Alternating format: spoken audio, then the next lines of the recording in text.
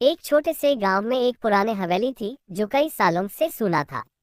गांव वाले उस हवेली के बारे में कई कहानियां सुनते आए लेकिन कोई भी उसके पास जाना नहीं चाहता था।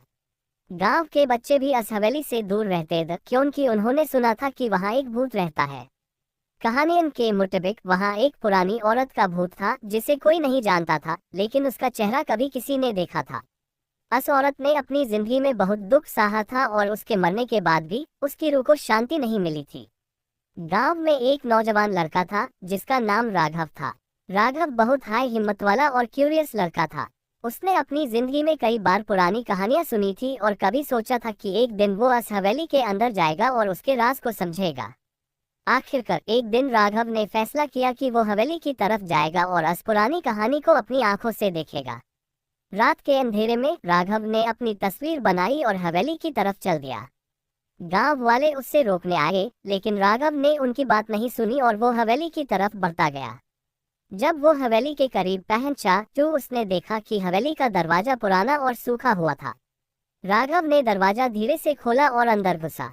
हवेली का अंदर का महल बहुत हाई उदास और खौफनाक था।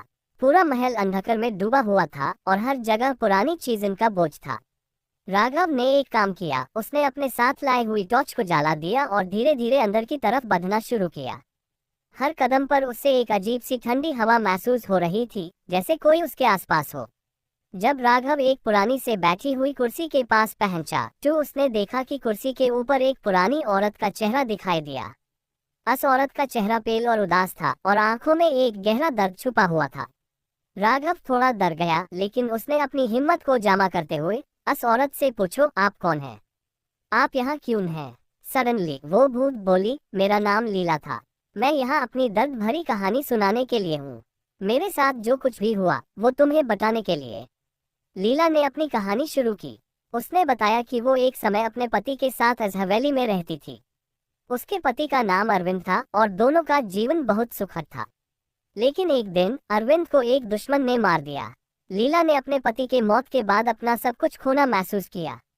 इस दुख में वो अपनी जान लेने की कोशिश की, लेकिन उसके पति की रूह ने उससे रोक दिया। लीला की रूह अपनी मौत के बाद भी इस दुनिया में अटकी रही, क्योंकि उसने अपने पति के बिना अपना जीवन पूरा नहीं समझा था। उसके अंदर एक अजीब सा दर्द था जो हर वक्त उससे परेशान करता था, और इसलिए उसकी रूह हर वक्त इस हवेली में घूमती रही, हर किसी को अपनी कहानी सुनाने की कोशिश करते हुए। राघव ने लीला की बात को सुना और उसकी दर्द भरी कहानी को समझा। उसने सोचा कि अगर लीला की रूह को शांति चाहिए तो उसकी मदद करनी चाहिए। राघव ने अपने मन में एक फैसला किया। उसने लीला से कहा, मैं आपकी मदद करूंगा। आपको अपने पति की रूह को शांति देनी होगी। लीला की रूह ने राघव की बात सुनी और उसके चेहरे पर एक छोटी सी मुस्कान आई। राघव ने अपने गांव के पंडित जी को बुलाकर एक पूजा की।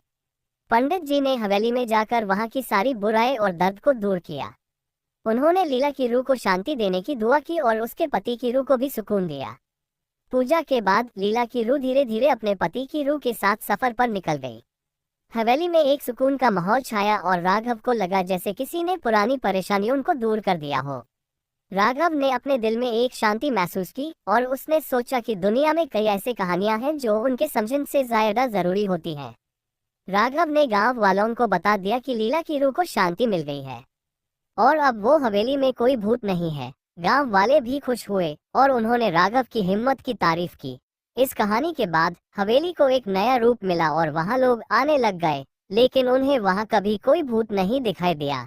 ये कहानी हमें ये सिखाती है कि हर किसी की कहानी में दर्द और प्यार छुपा होता है, और अगर हम अपने दर्द को समझकर दूसरों की मदद करें तो हम भी अपने अंदर की शांति पा सकते हैं।